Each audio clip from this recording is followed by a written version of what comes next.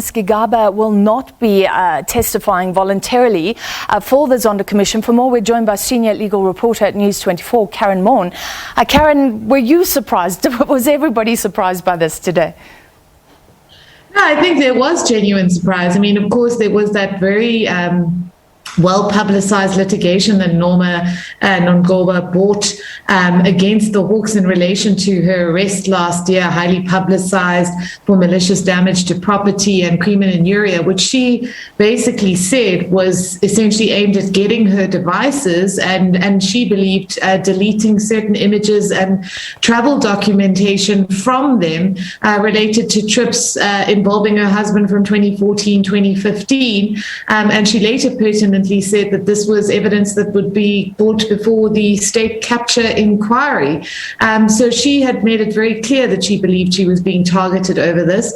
And as the evidence leader pointed out, up until Friday, there was a strong indication that she was very happy about testifying. Her view that her appearance has now been quote unquote mishandled, really at this point not supported by any real evidence or detail.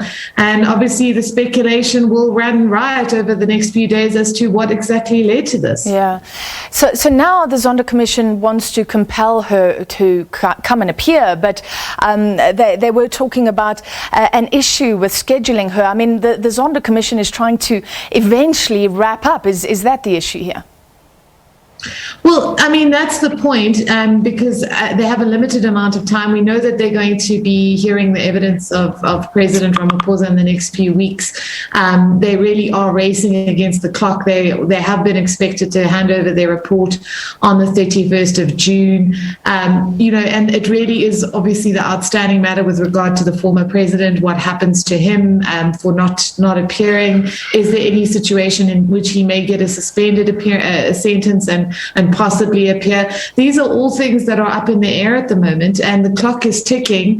The Zondo inquiry also under intense pressure to hear from all the witnesses that it needs to hear from, or face accusations that it really has failed to get the kind of evidence that it needs to sustain some of its findings.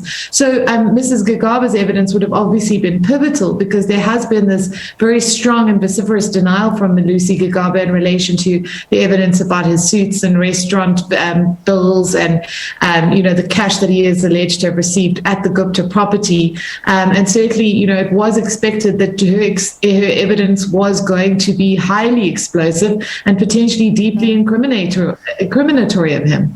So you said the rumor mill, the speculation mill, is going to run riot.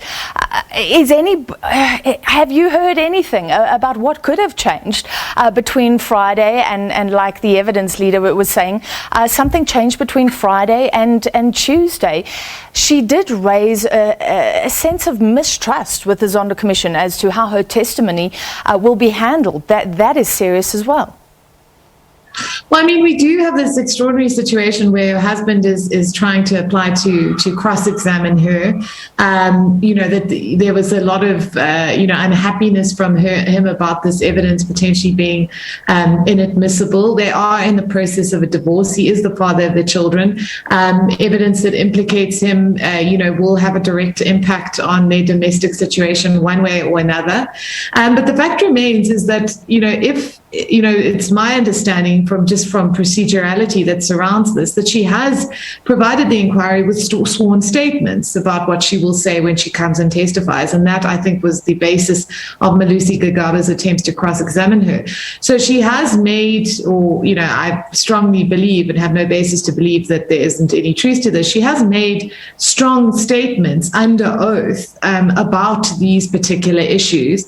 And even if she comes there and is a reluctant witness and then attempts to backtrack on those claims, she faces the possibility of being accused of perjury if those affidavits have been made under oath, which I strongly believe they have been. Yeah. So, she is really between a rock and a hard place right now. Also, she was not represented by the lawyer, Victor Nkwashu, who's been representing her in those challenges to the Hawks arrest, which occurred last year. So really, I think all the journalists are going to be on their phone phones this evening to try and find out what the hell is going on. But at this point, as you say, the rumor mill will just keep churning. Okay, well, please let us know if you find out an extraordinary decision, not even at the 11th hour, but on the day, on the hour that she was meant to testify. Her lawyers told the Zondo Commission that she's decided to withdraw.